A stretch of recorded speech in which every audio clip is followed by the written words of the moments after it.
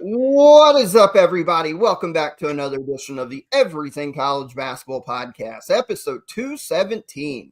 I'm, of course, your host, Josh Bird, and joining me again today on this fine Thursday afternoon, I've got my teammates, Michael DeRosa, Coach Scott Parra. Gentlemen, it is February 13th. We're one day out from Valentine's Day. I know there's a lot of love in the air, but if you want a little craziness too, we're going to talk about a heated rivalry game that has huge stakes, probably the biggest stakes in this rivalry on the hardwood of all time coming up on Saturday. I can't wait to preview. That's not so much love. That's a lot of hate in that one. And we're only coming up 4 weeks away or whatever from Selection Sunday. The season's going quick. How are we doing on this fine Thursday? Doing fine. Really was fired up to do the show today after all those games last night. Just incredible action. 2 double overtime games, buzzer beaters, big wins, needed wins, that time of year where it's just everything just becomes much more magnified down the stretch. And, you know, as coaches, we all say every game counts the same, but deep down they kind of don't, you know, and that's the truth. And there's certain ones that, you get in mid and late February, you really need to win. It's important for different reasons. Some teams for league titles, some teams for jobs and coaches. So anyway, it's last night was a really fun night, and I can't wait to talk about it and preview the weekend. Michael, before you jump in, I want to ask Coach a follow-up on that real quick, because I think this is really interesting. I've heard the Arkansas people, I give them free plug again. Inside Arkansas is a really good show for Arkansas people, or just people, the fans of the SEC. They do a great job. But I heard them talking about going into Arkansas's game last night in their preview. Like, not only are we watching for Arkansas, consider they're on the bubble, but they're watching other games around them in the conference, or teams that are in kind of that similar spot. Like, they're like hoping Oklahoma and Texas continue to lose. Vanderbilt loses. So at this time of year, like you mentioned, where you're kind of every game really is magnified, how much are you kind of maybe checking some box scores elsewise and be like, all right, that really helps us if they lose here? A lot. I mean, I got to be honest, like, you know, and I forget who we had on. Oh, Dusty. He was watching his players, but as coaches too, yeah, we definitely looked at how other teams and other games are going. You know, even, you know, if we had a Saturday night game at 7 and, you know, this time of the year, and, you know, you're tied with 2 other teams and they played at 4, you know, you're following it up until you go down to the locker room with your team, just to kind of see who's winning, who's not. And then you tune out during the game. Like, when you're coaching the game, none of that enters your mind. At least it didn't mine. And then it would re-enter, you know, your mind after the game when the dust settled and you go look at the standings. What did that mean? Okay, now what if we win the next one and they lose? You know, you do look at that stuff, and part of that's the fun of it. I mean, you know, especially, you know, when you're in a situation like I was there, you know, a couple of years ago, where you're not worried about losing your job. You're just trying to, you know, you're coaching for positioning. So yeah, it's fun to do. Michael, I love that answer again, because most of the time, if coaches get asked that, they're going to toe the line, right? Yeah, they're going to be like, we control what we can control. We want to win games. Yep. We're going to be the best team we can be. Yep. And it's great to know, because we as like media fans, we all suspect that, like, that's bullshit. They're watching, but it's nice to hear it in person. You know? People forget, like, we talk about this a lot, like, you know, we're humans and we're fans too. I mean, especially, like, I hated late starts. Hated them. Like, TV dictated some of that for us. You get an 8 o'clock Saturday game. I would just be like, when I saw that in the schedule, you'd be like, because it's such a long day. Yeah. So you're like, after you're, you know, up to your shoot around, like, I would wait to go into the office as long as possible on those days, because going in there at 8 a.m. and for a 8 o'clock game, you don't get out of there till midnight. I mean, it's ridiculous. So try and wait till 12 or 1 before the shoot around to go in. And then after the shoot around, you watch games in your office, or, you know, and try and follow it. So I think most guys would say they do that to some extent. And if they don't, I want to know what the hell they're doing, because you know. Yeah. Michael, you go ahead and jump in now. How are you doing on Thursday afternoon? You know, doing well. It's interesting to hear, like, how, like, what a coach is doing, because it's like, I know I'm sitting here, it's like, all right, my team, if they win this game, then this team loses, we can get the 6th seed if this. So it's like, There's no way a coach isn't doing that. But like, especially because like just what we know about coaches are, I mean, workaholics. You're maniacs. Of course they're worrying about that. Of course they are. But yeah, it's happy to be here. Happy to talk some ball, and I love college basketball. Yeah. Hey, that's a perfect. We just talked about, right? Tomorrow's Valentine's Day. A lot of love in the air, but with love comes hate. We're going to talk about some hate later on. I cannot wait to preview number 1 verse number 2.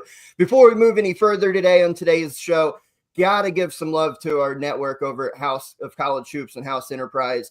Great collection of podcast shows from all various sports. You got the NFL covered. You got the NFL. Major League Baseball starting up, as you can see. I'm rocking my Cincinnati Reds. Pitchers and catchers have reported. I'm excited for that. We've got baseball over there. Anything under the sun, of course, college basketball with us over here. You got Michael and their show over there with Ding and DeRosa, Road to the Garden. So we got to shout out our network over there at house-enterprise.com. Great people working over there. We're happy to be a part of it. Gentlemen, before we get into some of the action from earlier in this week, the Wooden Top 20 Award came out. So obviously, for those who aren't familiar, the John Wooden Award celebrates the best of the best in college basketball. About this time of year every year, from a list of thousands of players, it's whittled down to what they consider the 20 best in America that's vying for this award. I'll read off the names real quick. Just want to get you guys' quick thoughts on how they viewed these players, because as always with any of these awards, there's going to be a player or two that's left out that we're like, oh, they should definitely be in there for the season they're having or whatever. I'll read them off real quick, and with the school they go to, you guys kind of give me your thoughts. Ace Bailey from Rutgers, of course. Janai Broome, easy, from Auburn. Walter Clayton Jr. from Florida. Hunter Dickinson from Kansas. Eric Dixon from Villanova. Cooper Flagg, Duke. Keshawn Gilbert from Iowa State. PJ Haggerty, Memphis. Dylan Harper, Rutgers. Kasparas Yakachonis from Illinois. Curtis Jones from Iowa State. Ryan Kalkbrenner, Creighton. Alex Caravan, UConn. Chaz Lanier, Tennessee. Ryan Nimhard, Gonzaga. Maxime Reynaud from Stanford. Mark Sears, Alabama. Javon Small, West Virginia. And Braden Smith, Purdue. I have one or two that maybe I question, and I think maybe they got on there on namesake alone, but you guys have. I think we agree on who it is. To me, it's Hunter Dickinson. Me too. Yeah. I think, look, we've talked how much this year, Coach, about there's something not right about him, and he got thrown on the top 20 awards list or watch list for the Wooden. It's not warranted. Look, how many players could we name that's had better years? Like, honestly, I would be okay, Michael, if you took Hunter Dickinson off and threw Con Knipple in there in his place. Cam Jones wasn't on there? I mean, Cam Jones wasn't on there. That's right. Yeah, he slumped a little bit in conference play, but I don't know. I think he's going to be on there. Oh, especially over Dickinson. Like, yeah, that's egregious. Did you guys, this got me. Did you guys see the point, like when they did is it the Bob Cousy Award for point guards? Whatever it is. Yeah. They didn't have Donovan Dent on there? Ridiculous. He's one of the 5 best point guards in the country, not one of the 15 best. 5. So how is that omitted? I think it's a collection of kind of like the AP. I think it's just a collection of people voters who don't watch college basketball. Pretty much. I mean, here's a couple of other names too. Before I say that, Iowa State and Rutgers have multiple people. It was in this article here, so it just kind of caught my eye. But I mean, who was it I was sitting here thinking of? There was a player that skipped my mind. Maybe I'll come back to it. But yeah, there's a bunch of really good players that are not on the.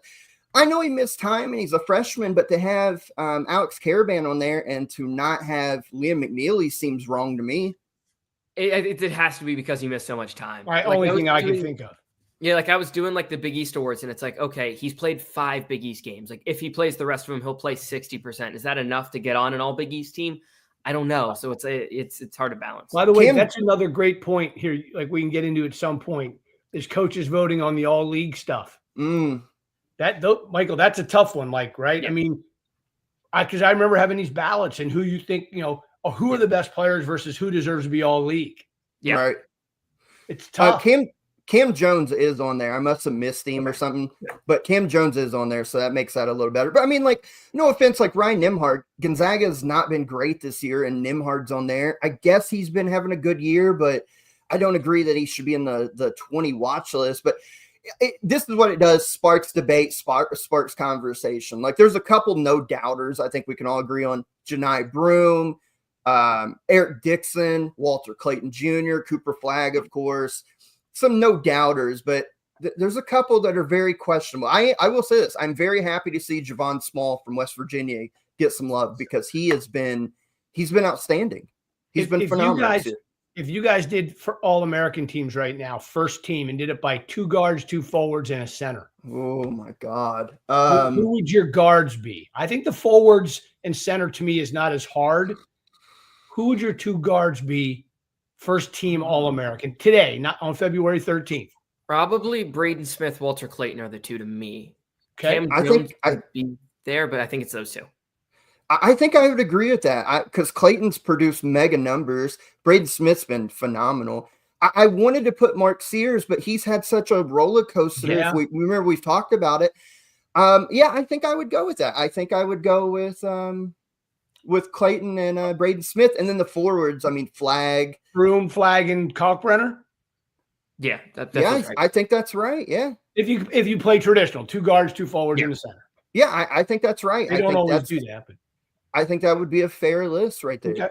Okay. Second, third team would get interesting now. Now, when we do end of year awards in a couple weeks, we'll do that. Yeah. The second and third team will get real interesting. Let's move on though. It's always a fun topic of debate anytime these kind of watch lists comes out. So that's why we like to talk about them. Be completely honest, it's something fun to debate on. Let's move forward to, or I guess in this case, let's move back from earlier in this week. We had some big games that happened over the course of the early part of the week.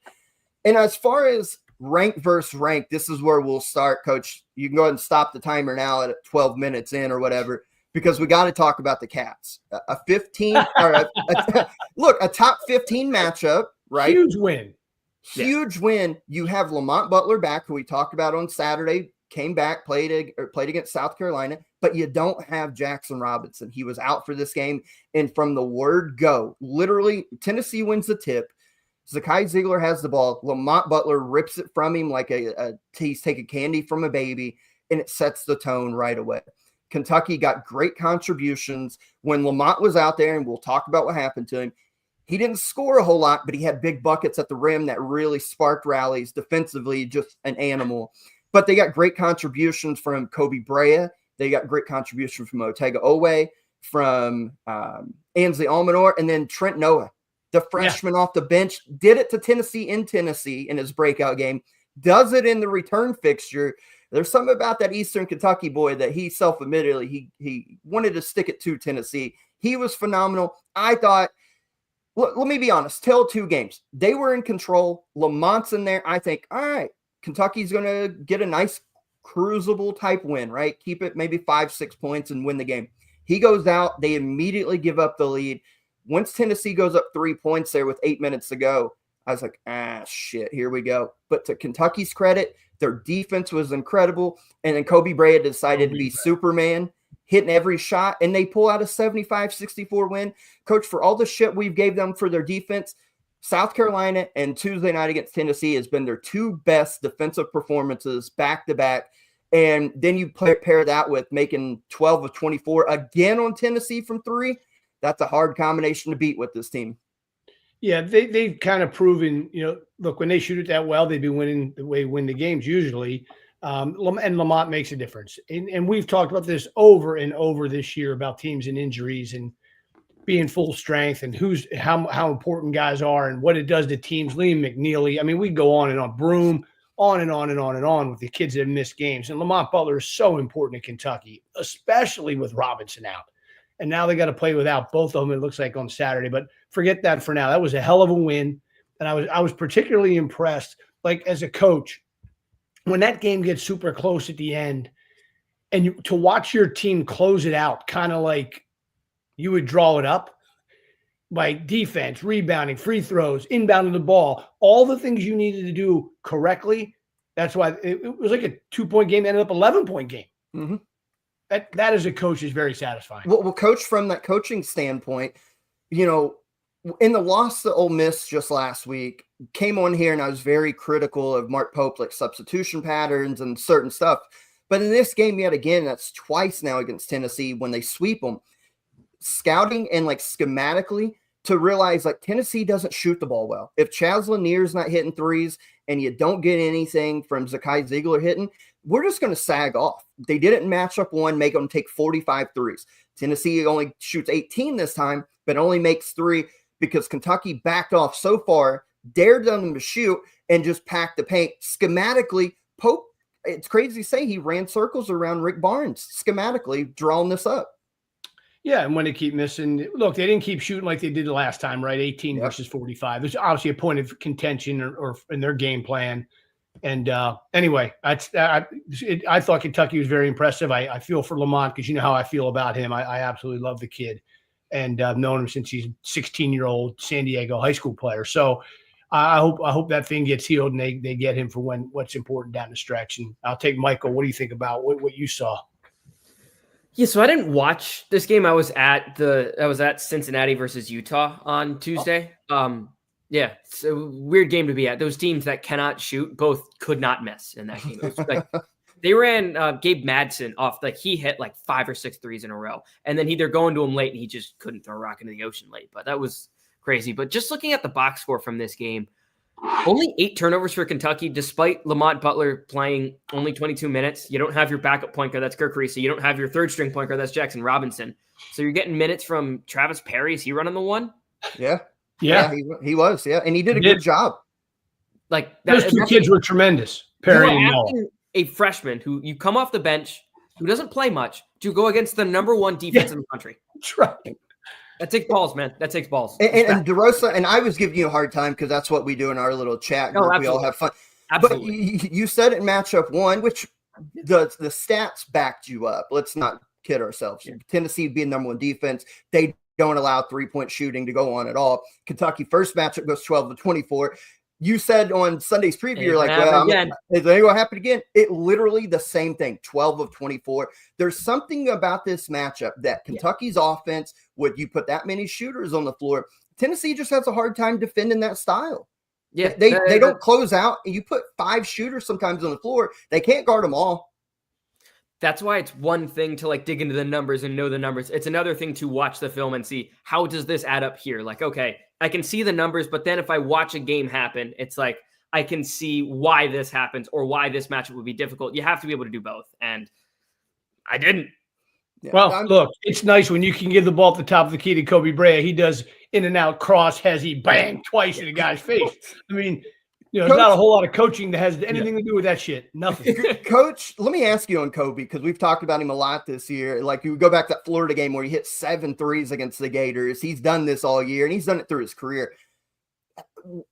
Is there a player you can think of that you either coached or coached against that any sort of resembles what Kobe Bryant does? Because he literally needs this much space to get a shot off, and it doesn't touch rim. It doesn't even touch rim. We coached against a kid named John Davis at Charlotte. I don't know if you guys remember him. I'd have to look him up. I don't know. Maybe 4 or 5 years ago. First team All-League Conference USA guard.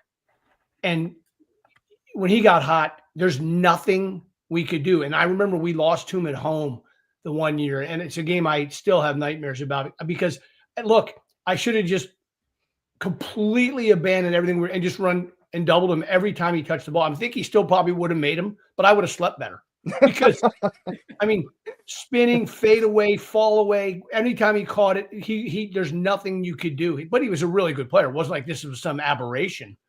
Now, he didn't do that kind of stuff every night. But yes, I have. And there's other ones too, but I particularly remember that night.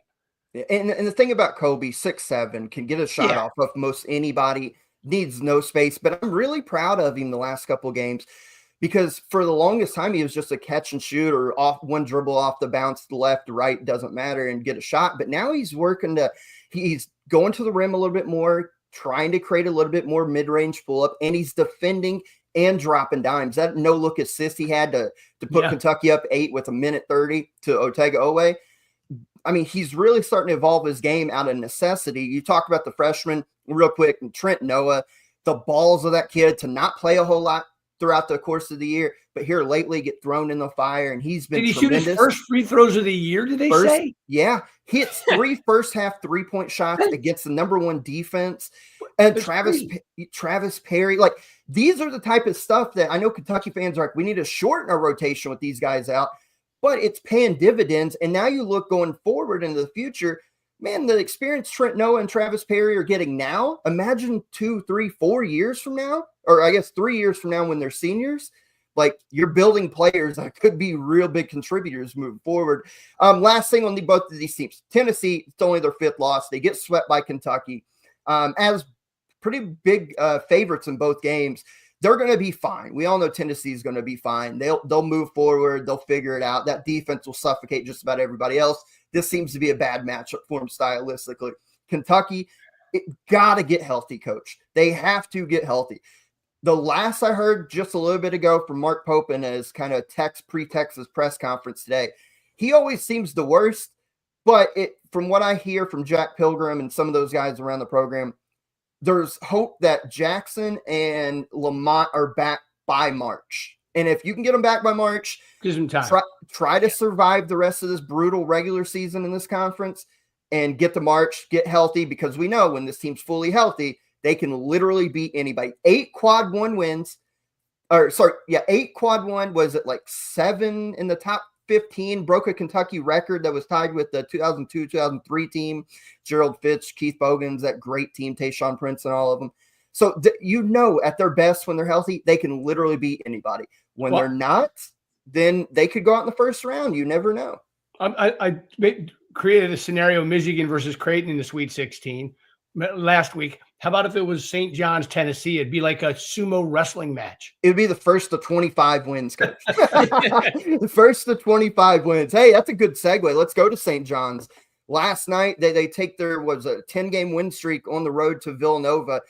We had heaped a lot of praise, rightfully so, after they just came through that gauntlet where they beat Marquette, Villanova.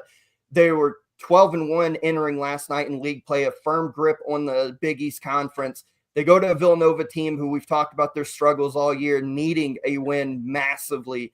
And they delivered last night. Eric Dixon pours in 17. Wooga Poplar, maybe his best overall game since transferring to Villanova from Miami, gives them 22. And DeRosa, talk about that final 45 seconds where Villanova hits a shot, St. John's, Simeon Wilcher hits a 3, and then Villanova hits a shot to win the game late. Crazy ending. Yeah. Villanova needed that win and got it at home. Yeah, so you mentioned the 2 shots, and then Villanova, it looks like this play is dead. I'm sitting there screaming, oh my God, call a timeout, call a timeout. And then no, Longino just finds a way to get the loose ball. I don't remember if he passed or he drove to the lane himself. He kicks it to the corner for Brickus, who was like a 50% 3-point shooter. So it's like passed up a good look too. Yeah, it's like corner decently open. It's like this is going up and this is going in. And then he kicks it to Tyler Perkins, who at one point this season was one of his last 31 from 3. He's now 10 of his last 12 from 3. And he hits this one ball game. That was crazy to watch. But you mentioned the Kentucky-Tennessee game, the first one, right? Like where they made Tennessee take like 43s. Yeah. Villanova did that exact same thing this game. Yeah. In the first half, 70% of St. John's shots were from 3. St. John's normally like to take like 30% of their shots from 3. That is a huge, huge difference. They didn't give up the lane whatsoever. They couldn't get RJ Lewis going in the first half. And when it came down to making plays time late, they just stayed in the game and it went to Eric Dixon. And Eric Dixon makes plays because he's one of the best, if not maybe the best scorer in the country. He just found a way to make plays. And then late in the game, Tyler Perkins hit big shots. Jordan Longino hit a nice fadeaway. They found a way, but yeah, I thought that the game plan Villanova came out with was really, really good. Frankly, it felt like they should have been leading by more after the first half. They were like, yes, it definitely felt that way. Yeah. I thought the same thing. I thought they're in trouble. I did too. Yeah. When Brickus passed up that corner 3, when he started to make the pass, did you hear Tom Crean, who was on the call, or not Tom Crean, who was on the call? It was Rafferty. Thank you. It was Rafferty.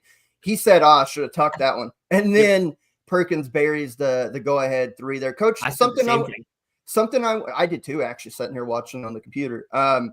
Something I want to ask you that DeRosa mentioned, comparing what Villanova's game plan was against St. John's last night to what Kentucky did to Tennessee in both matchups, where you pack the paint, don't allow them to drive, get to the rim, dare them to shoot. And St. John's bit into that and took 37 threes. Now, they made 11, but only for 29%. We know they're not good shooters.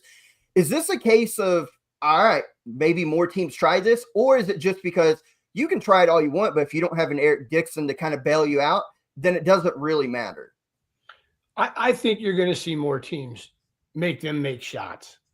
Yeah. I just do. And because they've shown this, and how much discipline can they have to not shoot that many? I'm sure Pitino at halftime was like, we can't shoot this many. It's too much volume for our team and how we're built. So yeah, I think teams will do it. They're gonna have to have great discipline to make sure the right guys take the right shots.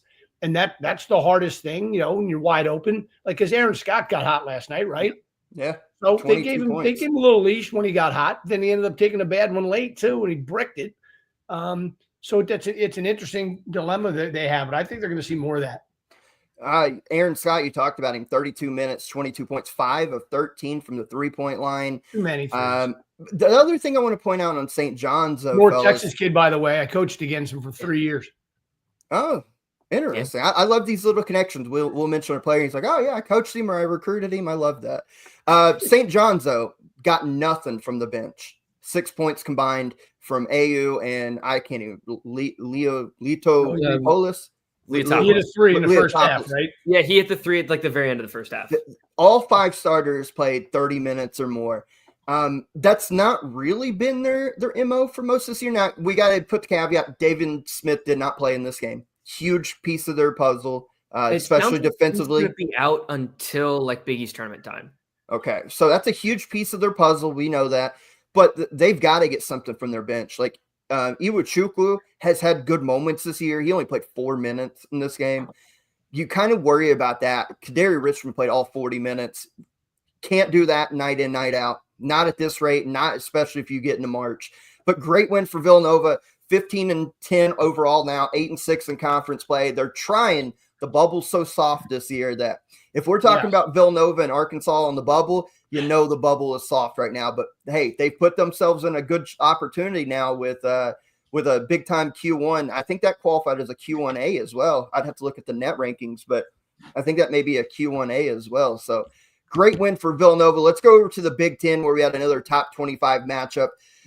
We talked about getting their get back. Michigan got their get back on number 7 Purdue the other night. Michigan wins 75-73. Back and forth affair, coach, but Michigan pulls it out in the end. Home court advantage did matter. They found themselves at one point in the first half down 11, 37-26, rallied from underneath there. Anytime you have to defend Braden Smith, who gave them 24, 6 rebounds, 5 assists, did not turn the ball over, which is a great sign for him. But he played 40 minutes. Again, you worry about legs. But Michigan needed it, found a way, got their get back. That's a huge win for Dusty and company. Yeah, they were losing like 38 minutes of that game or something, weren't they? Yeah, I mean it was a long time. They closed it out, right? They found a way to win in the end at home, and a huge win. Are they in first sole possession of the Big Ten? Let me look because Michigan State lost. Let me go look real quick. I think Michigan's 11-2, Purdue's 11-3 in conference play. They're in sole possession. Michigan State 10-3. Yep. Yeah. So obviously a huge win for Dusty, and I'm pulling for him. 5 in a row now, and we've talked about it, Michael. Like this stretch since losing to Purdue, pretty solid wins, like all things considered, on the road at Rutgers. I mean, despite however you want to look at Rutgers, that's a tough building to go win at the RAC. You beat Oregon, you beat Indiana on the road, and you beat Purdue. Those are 4 pretty damn good wins in a row of the 5. Yeah, and they won this game. They got to the free throw line substantially more. They got 26 free throw attempts. Purdue only got 8. Pretty big difference. And wow. I remember when we were talking with Coach May, he mentioned his team wasn't moving the ball particularly well, and that was something he wanted to see his team improve. Only 7 assists to 11 turnovers. However, the exact same thing happened with Purdue. So balances out there, and they were kind of bullying Purdue a little bit inside, just looking at the box score again. And it makes sense because Purdue's rim protection isn't great, but they got to the free throw line. You make free throws, you're going to win games. Just of course. Comes down to it. And how about this, Coach, real quick?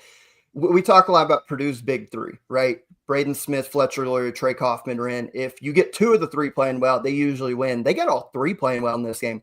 24 from Braden Smith, 15 from Fletcher Loyer, 22 from TKR. But they only had 12 from anybody else. 7 from CJ Cox, 5 from Caleb First, a big goose egg from the bench That's not sustainable if this team wants to make a Final Four. They've got to have other options step up, and you got to probably at least have like a Jakari Harris or Miles Colvin off the bench to give you something. They can't go over. No, you make, that's a great point. I mean, both points. Getting to the free throw line and shooting them well, and Purdue not getting anything off the bench is not sustainable. And it will be, if they don't, they will lose. I mean, it's just too much to rely on those three guys. If nobody else is going to give you anything, you got to have guys contribute to some extent.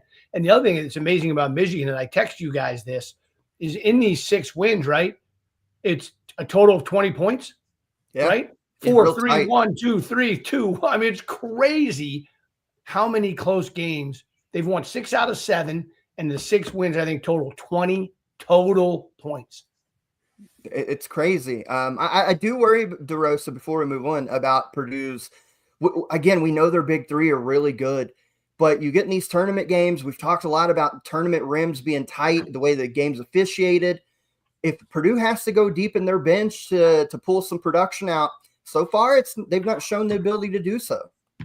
Yeah, and I just think they're very matchup dependent as well in like a tournament setting, like just based on like what you're going to need. Like if the team can kind of shut down a Fletcher Lawyer, or a team can really shut down Braden Smith, like you have just a point guard, defensive-minded point guard who can just really annoy him, get in his grill. And one struggle with him. I mean, we mentioned him earlier, first team All-American, deservedly so. But one thing he struggles with is turnovers sometimes. Sometimes he's turning the ball over. That if you can force him to turn it over and you have decent rim protection, I think you're a team that could cause substantial problems to Purdue. So very matchup to me too. Great win for Michigan. They're leading the Big Ten now by a game, half game, whatever we said it was. 5 wins in a row. Just an incredible turnaround already in year 1 by Dusty. And he's got a team that can really make some noise here next month. So we'll keep an eye on the Michigan Wolverines to round out the year. Purdue should be fine, but I am starting to really worry about their lack of bench production here. Let's go back to the Big East on Tuesday night. Connecticut 70. Creighton, who we had ranked this week as number 22 in the ECB top 25, 66 in Omaha. We did not think, I think Coach, you took Connecticut, I think, if I remember right. But we've talked about going in to Omaha to try to get a win against Creighton here is not easy. We've seen so many teams the last couple of years fall. Connecticut hasn't won at Creighton since they came to the Big East. They get their first one behind Liam McNeely's 38 points, 10 rebound performance. The freshman was cooking the Blue Jays on Tuesday night, Coach. What a performance. And every time we start to think Connecticut, all right, maybe they're vulnerable, they come out with another big performance. It just, they keep doing it. They find ways to win these games. Couple things about that game. First of all, McNeely was incredible. Secondly, Ball and Caravan missed free throws late. Yeah, that really could have hurt him. And combined for 0 of 11 from 3. Wow, I didn't realize that. Yeah, and then obviously classic Danny after the game. I mean, he's absolutely hilarious. Yeah. I mean, the best part about it is he's bald, but he called a guy Baldy. I know. Hey, sometimes, and I've been there many a times, you'll get on a roll talking shit to somebody and you don't even care what you say. Yeah, you don't even care. The best. So I was laughing about that. But just a special performance from McNeely. And look, we all know how well Creighton was playing, but again, UConn at their best is very, very good. And so this is kind of, again, like, okay, Kentucky fully healthy. We know they're very good. Now Connecticut, I mean, it's just so many fun games and teams. DeRosa, Connecticut moves up today to 31 in the net. But listen to this stat. They are 37th in wins against the bracket, or how I think it's wins against bracket, right? WAB wins against bracket. 37th, which is pretty good. They are now 6-2 in road games in the I think quad 1 or whatever, 6-2, and they are now 5-4 in quad 1s. That tells me that 6-2 on the road, they're not scared of the big environment and a tough building to go get wins, which again, 1-3 in neutral, which is obviously the most important come March. But going and getting that road wins in a hostile environment, they're starting to build themselves ready for another run next month. I mean, McNeely said that after the game. He's in a hostile environment now. Like, he was like kind of his first game, and he like played up to it. And I mean, he clearly did. As you mentioned, he had 38 and 10. Special player. He was just excellent in this game. And another thing I'm noting, it's looking, Terrace Reed played 15 minutes, 4 fouls. Samson Johnson played 11 minutes, 4 fouls. Those are their two bigs. That means there's 14 minutes that wasn't played by either of them where they were able to go small and kind of counter a lot of what Creighton did, and it worked. And also, Stephen Ashworth, 1 of 8 from the field, 5 turnovers. They got in his grill. You annoyed him. In turn, it's harder for them to get the ball to Kalkbrenner, who only had 13 points. And you just find a way to make plays. And McNeely showed up, made plays. Defense was good for UConn, which has really struggled all year. They've struggled with fouling. They didn't foul an egregious amount. And they found a way to win. A huge win for UConn. And Liam McNeely's a star. I've been saying it for a while. Like, he has been UConn's best player since the Gonzaga game. Did you watch the game, Michael? A little bit of it. Did you see the end? Yeah. Where Ashworth just missed that. Yeah. He went off the flare, came back off the screen, just missed that. Yeah, he was in and out. He just didn't have it. It's just one of those games. Yeah. But I mean, he's a player. You don't want to give him those looks. We have Trevor joining us now. Trevor, before we move on, start previewing the big matchups this weekend, want to get your thoughts real quick on that Connecticut victory. Big time performance on the road by the Huskies in a hostile environment. Trevor, starting pitchers are getting tired. We're bringing you in, baby. Let's go. Glad to be here on a Thursday. I was just super impressed for that to be the first win for UConn ever in Omaha. Yeah, ever. Yep. It's kind of amazing when you really put that in perspective. I was just blown away with their resiliency. I think you guys probably brought it up earlier as I was getting joined in here. Weren't they down 13 at one point? I mean, I don't think their offense, McNeely, it went through all of them. It went through every bit of him. And so for them to come back from 13 down in that environment, it's as impressive as one as ever, regardless of the baldy comments at the end. I'm the proud owner of Rice's only win at Memphis. There you go. Hell yeah. Hey, that may stay for a long time. So Trevor, they were down 14. So, I mean, even worse, I guess. You mentioned real quick when Karaban missing that free throw, Coach. Remember when they lost, I think it was Villanova a few weeks ago, he missed, it was either Villanova or Xavier, one of those two games that Connecticut lost, and he missed all those free throws late. We talked about he'll learn from this. I don't know. We'll see. I mean, he's missing them again. I don't know. It didn't cost you want him on the line too if you're Danny. I know. Great win for Connecticut, though. They're not going to come in as a favorite like they did last year, an overwhelming favorite. But I don't think I'd want to see them in my bracket if I was opposite of them. I don't, with that experience and the way they're figuring it out. So it'll be really, really interesting. But we've got a bunch of big-time games coming up this weekend. The biggest game of the year so far is coming up on Saturday. Before we do that, we want to shout out our friends and sponsors this year over at W Energy. W is a clean energy drink made to give you focus with no crash, jitters, or angst like other energy drinks. They have no maltodextrin fillers and don't use artificial dyes. W is made in an FDA-inspected facility, made here in the USA, and they strictly adhere to GMP manufacturing guidelines. If you go visit www.w.gg right now, use the promo code ECB10 at checkout, you're going to get 10% off of your order. We appreciate the hell of W coming on board this year. Go get yourself some good, clean energy. Help support them and help support ECB in the process. We appreciate W for being on board this year. Look, the biggest game of the year, if you're talking about hype, if you're talking about rankings, it's the first 1v2 we've had this year. I don't know when the last time, if it was last year or a couple years. It's been a minute since we've had a 1 versus 2, and I know for damn sure this is the first time it's ever happened in this rivalry on the hardwood in its history.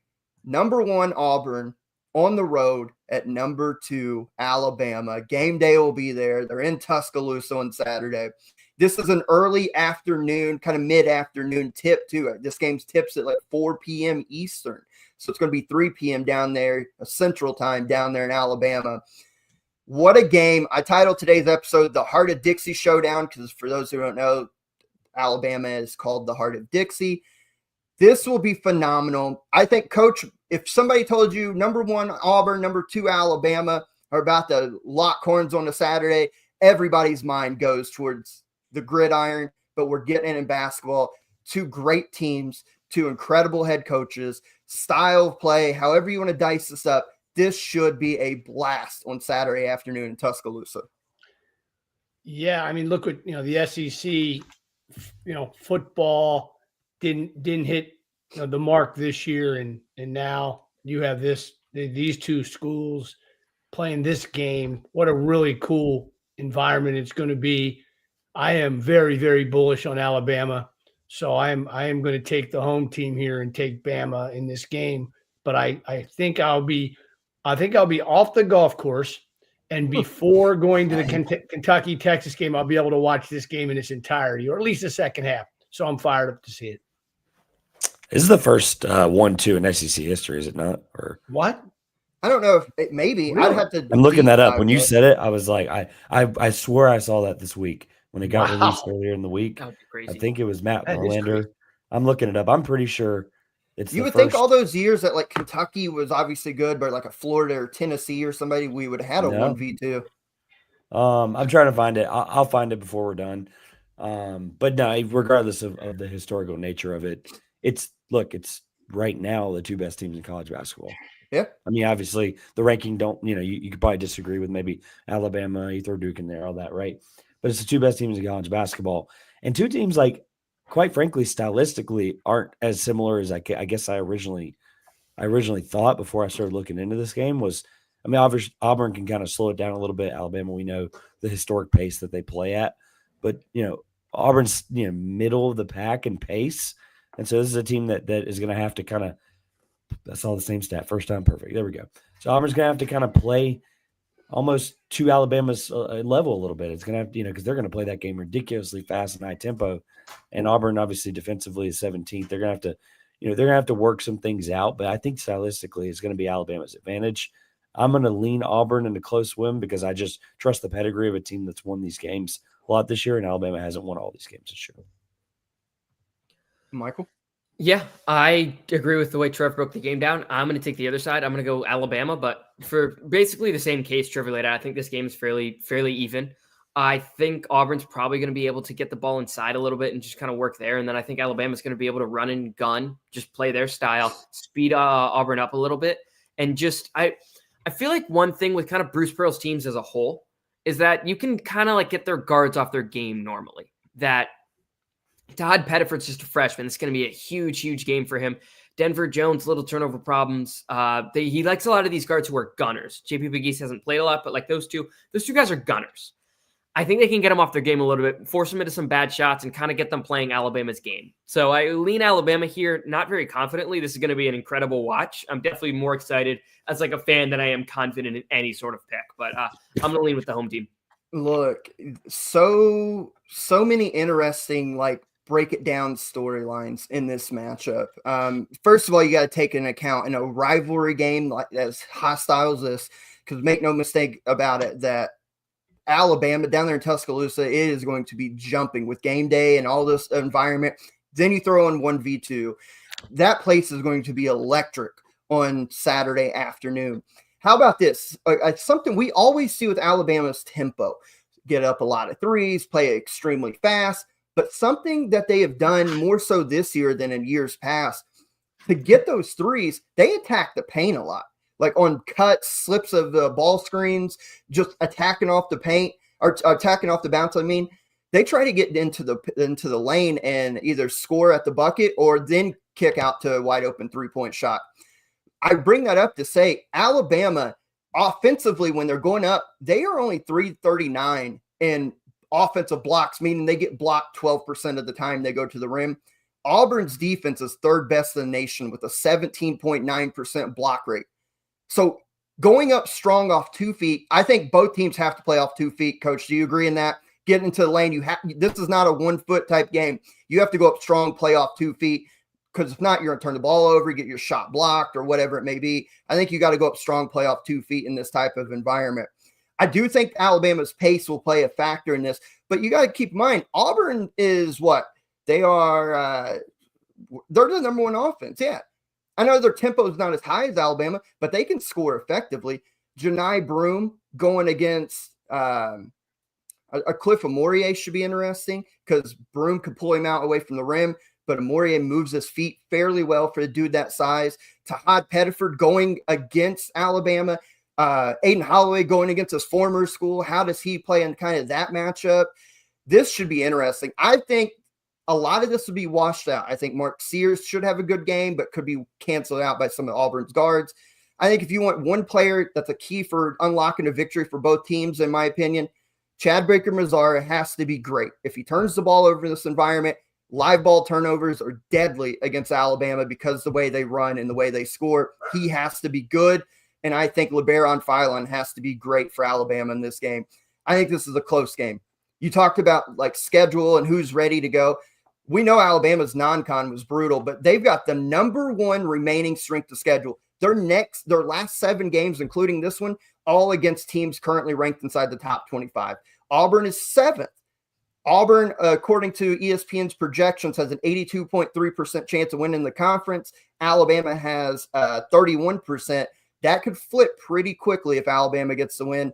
I'm going home court advantage. Alabama finds enough points off the 3-point line to escape with a narrow victory. I think these two teams, like Trevor said, the best 2 teams in the country, should make for an incredible spectacle on Saturday.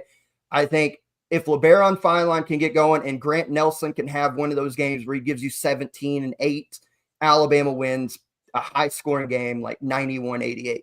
Is this the only time they play? I think they play the last game of the year. Yeah, the last game of the at year. Auburn. At Auburn. Yeah. So, okay, so give me Alabama, Auburn Saturday. Give it to me at the end of the year. Give it to me in the SEC championship, and give it to me in the Final Four. I mean, there's a possibility. I mean, Yeah. They're just fun teams, great coaches, personalities. The whole storyline's there. I'm sure Nick Saban will be a game day. You know, it's going to be the whole circus is going to be in town. For what it's worth, Ken Palm thinks it's a 2-point win for Auburn. Not worth much, but thank you. Do you agree, Coach? Though, in these type of games, you cannot get cute with it and play off 1 foot, like because there's going to be physicality, and it leads to fast break points the other way. Absolutely, it's got to be tough and disciplined, and you've got to do those little things that make a difference. Yeah, it's got to be a 2-foot type game, and I worry about like if Auburn maybe they get down early and they're trying to rally. I worry about like a Chad Baker-Mazara or like a Tahad Pettiford, especially, that's so shifty and athletic that normally play off 1 foot because they're skying above the rim. You can't do that in this type of game. And I worry that those type of plays could get Auburn beat. I'm going to Alabama at home, but man, this should be a spectacle in Coleman Coliseum. Should be a lot of fun. Let's stay on Saturday. We've got another top 20 matchup here. Top 20. Number 16, Wisconsin on the road at number 7, Purdue. Purdue coming off the loss we just talked about to Michigan on the road. They're back home in the friendly confines of Mackey Arena. DeRose, I'll come to you first on this one. Wisconsin's got a real opportunity here to get a Q1A victory and put themselves in spot to finish top 4 that we've talked about so much heading into the conference tournaments. You want that double bye. This is a good team, but they're about to get a whole nother challenge going on the road to Mackey Arena. So I was planning to come on here with some great stat. I was like, there's no way Purdue has lost 2 games in the last 4 years, right? Oh no, they did it earlier this year. So that point was blown. I don't know. I just can't see Purdue losing 2 straight in conference. I can't see them losing 2 at Mackey. So I'm going to take Purdue. I think they match up fairly well. Wisconsin doesn't really want to fully bully you on the interior. What they're best at is they get to the free throw line. They get to the free throw line, and they're the best free throw shooting team in the country at 84%. That's what they do really well. And I don't know. I just don't think Purdue's going to foul. I just don't think Purdue's going to make those mistakes that Wisconsin will be able to take advantage of. Wisconsin's very solid, but I just kind of think Purdue will make more plays. I think if this game was at Wisconsin's home center, which I believe is the Kohl Center, if I remember correctly. Yep. I think Wisconsin would be able to take them there, but just in Mackey, I think Purdue's going to have everything, and I think Braden Smith's just going to be completely in control of this game. Wisconsin doesn't really have a true point guard. Kamari McGee runs a lot of point for them, but he's young. I believe no, he's not young. He's a senior. I lied. He's a senior. Not young at all. But he kind of comes off the bench for them. So it's I don't know. I just kind of trust Braden Smith to really be in control of this game. And yeah, just do whatever they need to do. And I think TKR will be able to get going against Stephen Crowell. I like the Purdue matches up here. Let me ask you real quick, because when we talked about Purdue, we worried about their bench play. I mean, Wisconsin, if you go bench for bench, I think I trust Wisconsin's bench to give them more than what Purdue does. If you're bringing Max Klesmit off the bench, a sniper from 3, that's better than anything Purdue's got. Like you talked about Wisconsin get to the foul line really well. The only way to do that is to get Purdue in foul trouble, to go into that bench. I think there's how do I want to say it? There's a way to victory for Wisconsin to go get a big time Q1A on the road, Trevor. Go ahead. No, I was just going to say there's a roadmap to victory. That's the word I was looking for. So, and I was actually going to push back on Michael's point to that. So the thought process is, yes, they won't foul probably, but the other thing that Purdue doesn't do is they don't block shots either. Mm-hmm. They're near dead last in block shots. So I feel like Tanji and Blackwell are going to be able to get to the rim and are going to be able to create and be able to, do what they want to do offensively where they've been so successful. That's kind of the one main thing that I really would be worried about. But Purdue, when they're playing consistently, has been one of the best teams in the country this year. I mean, you look at their losses, it's to teams that we all probably think are deep tournament teams. And so I'm really far-fetched to think Wisconsin can just show up and dominate this game. Their offense is so good. That's the thing. And I don't think there's a big disparity between the two when it comes to like how much better one side of the ball is than the other. So this is where I'll take the home court advantage. Mackey's supposed to be one of the best places in the country. And Braden Smith, best player on the floor. If I had to lean one way or the other, I think it's that close. I'll take the Purdue. I think you guys have covered this excellently. I will take Purdue. I'll say this. I don't think Stephen Crowell can guard the athleticism of TKR. I just, especially if TKR catches it and faces him up, I don't think Stephen Crowell can guard that. He's pretty slow-footed. But you're talking about a 7-foot, 248-pound, wide-ass player that can pin him in the block. That could cause some issues. Another thing with Wisconsin, they're 17th in the nation on three-point attempts to field goal attempts. 48.1% of their shots come from the three-point line. If they can get hot from outside, they can absolutely win this game. With that being said, I'm going Purdue. They just don't lose a whole lot in Mackey. I don't think they'll lose this one. But there is a roadmap to Wisconsin going to getting a big-time win in this game on Saturday. The other one I want to discuss on Saturday, another top 15 matchup, number 6 Houston on the road at number 13 Arizona. Arizona tuck an L to all of a sudden the red-hot Kansas State Wildcats on Tuesday night. But that withstanding, Coach, Arizona has been really good. We've talked and kind of documented that here lately. They've been really good withstanding that loss on Tuesday night. They're at home. These are the two, as far as rankings go in the Big 12, they're the two best teams in the Big 12 right now. Houston has to go on the road. Arizona has shown time and time again this year so far, Iowa State and others, that they protect home court really well this year. Houston's defense going against Arizona and what they could do offensively should be a really intriguing matchup on Saturday. This is a really tough one for me because you know how I feel about Coach Sampson in Houston. But I have to give Arizona's home court respect and how they've played minus that one game here for the last 6 weeks or whatever it's been. So really, really tough prediction here, but I'm just going to stay with who I know and what I like. And I know their defense is going to travel. And I know that Houston is used to these types of environments and games. I'm going to take the Cougars on the road in a very close, tight, hard-fought win. Yeah. And I'm not that confident about it. KenPom favors you as well. KenPom has Houston by 2. So they agree with you on that. Trevor, I know obviously you love Houston. This should be a more interesting matchup than maybe what people think on the surface.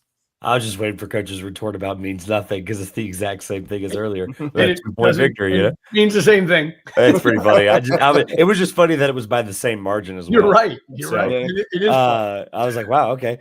So yeah, forget this, you guys. Where am I going with this one? Crazy, right? No, for real though. I will take a team that can go on the road that I think knows that they have the cojones to go on the road and win a game like that.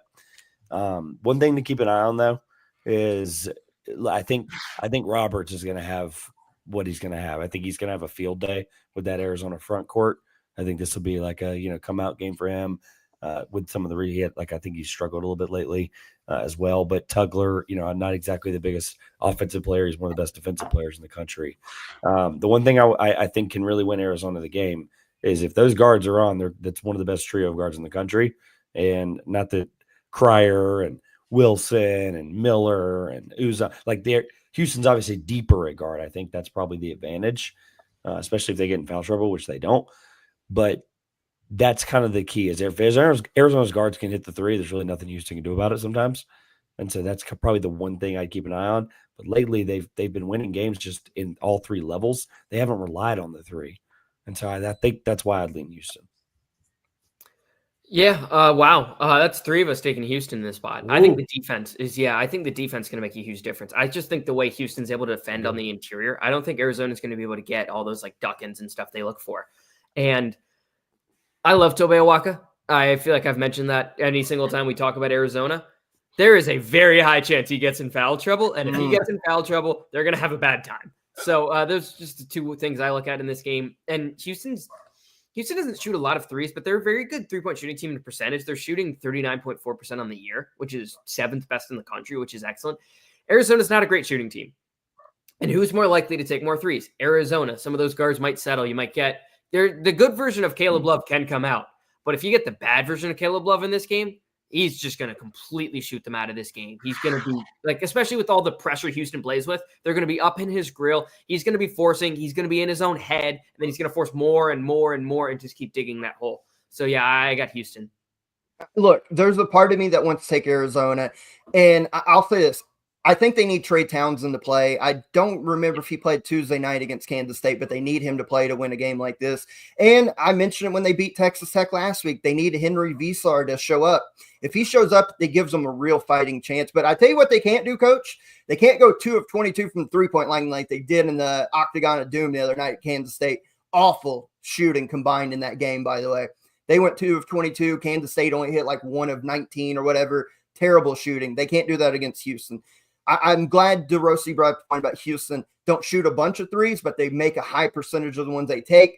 I'm going Houston defensively. I think they're going to outwill and out-tough Arizona in this spot. But, again, we'll see if Arizona's guards show up ready to play. If they can find some rhythm early in this game, hit some threes, kind of back Houston off of them a little bit because they're worried about maybe penetration, kick out for threes.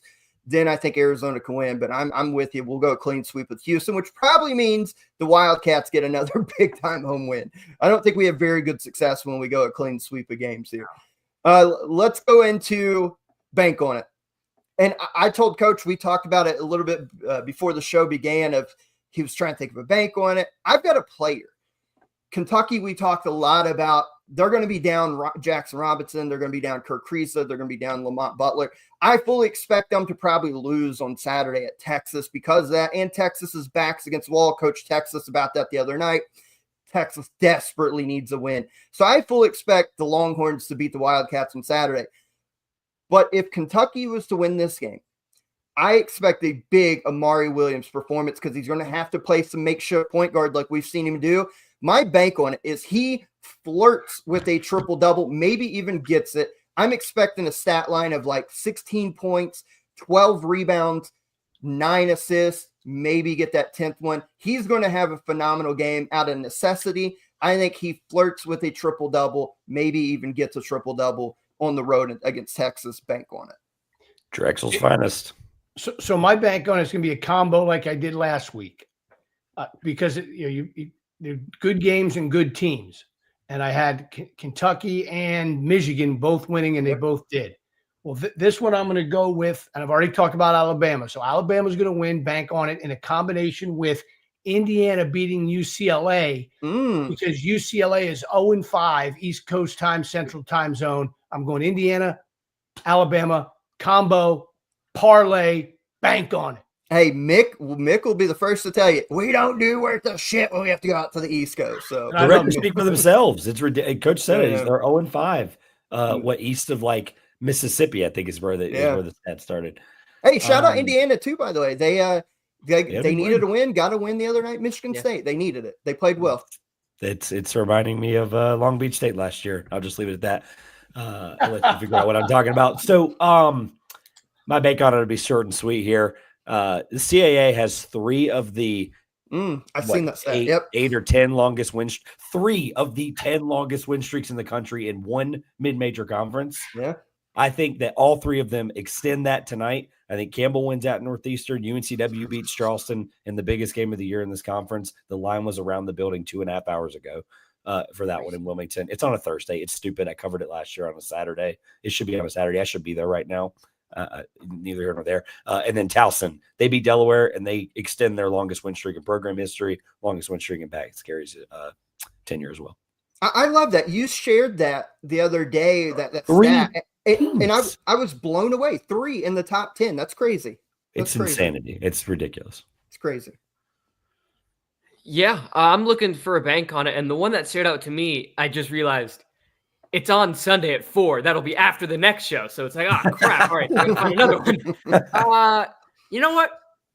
I'm going to go with the team that I know Josh. This is going to make Josh very happy. Georgia's beating Missouri. Saturday. It's at home too, right? It's at Stagman. Missouri comes to town. Georgia's been slumping lately. They need a win. They're gonna get one. The numbers nerds are gonna be happy, and Josh is gonna be happy. Give them to Georgia, baby. Hey, look, Georgia's starting to play themselves out of NCAA tournament discussion. They need that one. I really like it. Silas Demery, our guy, been on the show multiple times. I think he'd have a big one in that type of atmosphere there. I like that one. Let's finish out with shout outs. I'll make mine quick. How about this for a shout out? First non-player / coach / team of the year, I think. We're going shout out to the fan from Creighton, the Baldy, who got roasted by Danny Hurley. Hey, man, you're bald. Sometimes other bald guys call you bald as an insult. Talk a little shit. It happens. Don't be afraid to embrace your baldness, my man. Keep talking shit on behalf of your Blue Jays, even if they lose. Kind of get them coaches riled up. Shout out to you, my bald friend from Creighton. Big Z, Zvonimir Visic from Arkansas. The Razorbacks got a win last night against LSU. They were down at half. But Big Z continues to play red hot right now. He had 27 the other night when they came back against Alabama. Follows it up with 25 points, 4 blocks. They've go figure, you put a 7'2" shooter, unicorn, shot blocker extraordinaire in the games from now on, and he kind of produces. Maybe you should stick with that. Big Z's been playing well. Happy for him. Matthew Cleveland from Miami, 32 points and a 91-84 victory over Syracuse. We know the type of year Miami's had. Your Hall of Fame coach retires. You've been really bad. They've started to get some wins in conference here lately. Matthew Cleveland's been a really good player at his time at Florida State and at Miami so far. He went off against Syracuse last night in the Carrier Dome. So shout out him. And my last one tonight at 7 p.m. here in the next hour. Top 10 matchup in the women's game in historic Memorial Coliseum. Number 3, Texas comes to Lexington to play the number 8 ranked Kentucky women's Wildcats. Georgia Amore, if you've not watched her play, she was an All-American last year with Virginia Tech. She should be an All-American again this year. Put up 43 last week in a win at Oklahoma. This is an incredible atmosphere. That building is already sold out for that game coming up. Should be an incredible game. Go Wildcats. Kenny Brooks should be in the discussion for Coach of the Year of the women's side. Shout out to the Kentucky women's team for just having an incredible year. Top 10 matchup tonight. Mine are, I just have 2. One is a little different because I'm going to shout out Connor's comment earlier that we didn't get to, and it's the Texas people that were on and appreciated my time at Rice against Texas, where I had one of the closest, craziest games of my career the day, the Chris Beard craziness. But yeah, I appreciate that comment. And then my other shout out is to Kansas State. I mean, six in a row. What a turnaround. Absolutely unbelievable what is happening there. And they just got a lot of momentum. Shout out to them. Best 13 and 11 team in college basketball right now. It's crazy. I've got a couple. I got 4 I'm going to go with. One, the popcorn at the University of Cincinnati. Very good. Shout out to the popcorn there. I like that. $3. It was $3 for a thing of popcorn. It was good popcorn. Worth it. It'll cost you 12 at the Super Bowl. Yeah, way more than 12. Damn. 2, I don't know if you guys were watching Texas Tech, Arizona State last night. Yes. I caught some of it, yeah. Crazy. The end of the first overtime was insane. Yeah, it just so much happened. It was ridiculous. Shout out to that. JT Toppin ended with 41 and 15, which is a ridiculous stat line. 44 minutes played. So shout out to him of the 50 because I went to double OT. But freshman Christian Anderson, that's going to be one of the best players in the country, maybe even next year. Like, he's a dude. He is a dude. Shout out to him. New Mexico, we're going over because it was the game that led into that game.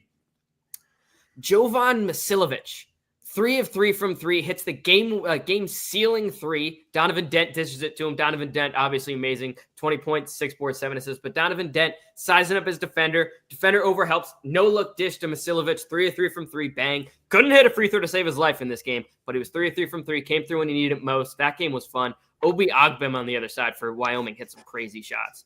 And then Cam Kraft at Miami had a 40-piece. 40-piece, the Xavier transfer. Baller. Love it. I got 2. I'll be quick. For once, Pat Scarry, I mentioned him earlier, 11 wins in a row. Just excellence at Towson. What they're doing this year is incredible. Tyler Tejada's having a great year as well. And then I'll give a shout out to on the women's side, Josh. I like that. Since I can't do this for my men's team, I'll do it for my women's team. I'll leave it at that. Zaya James from the NC State Wolfpack. She won the Basketball Writers Association National Player of the Year. She had a 32-piece, I believe. And then the women's basketball team for NC State is on a tear right now, top 10 in the country. And I believe they're on one of the nation's longest winning streaks as well. So, all right. See, that was a minute or less. Yeah. So I gave you 2. We're done. I love that. We talk about time. I love the women's game. This tournament should be wide open. Also on Sunday, I think you've got South Carolina and Connecticut on the women's game. Woo! So we'll be able to talk about that on Sunday a little bit. That'll be fun. And before we get out of here, wrap things up, Coach is hooking us up again. He pulled some strings for us. We've got an announcement to make. This Sunday on episode 218, you'll want to tune in because we'll have Xavier men's head basketball coach Sean Miller showing up for his debut. Man, we've had a hell of a run here lately. We will get to talk to Sean Miller on Sunday. I cannot wait to kind of pick his brain because the Xavier team, we've talked about it. Ever since they got Fremantle back, they've started to figure things out. They had a crazy one last night in Providence where they blew the doors off the Friars. Some extracurriculars happened on that sideline, but I cannot wait to talk to Sean Miller on Sunday. Boy, why be rooting for him on Saturday?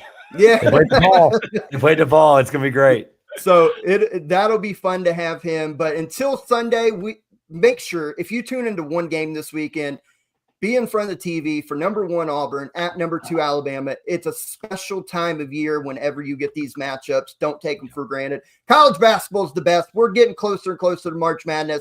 But until Sunday, we will talk to Coach Sean Miller, and the rest of the gang will be here to review all these games. Hope you guys enjoy the rest of your Thursday. Enjoy your weekend, and we will catch you guys down the road. Peace.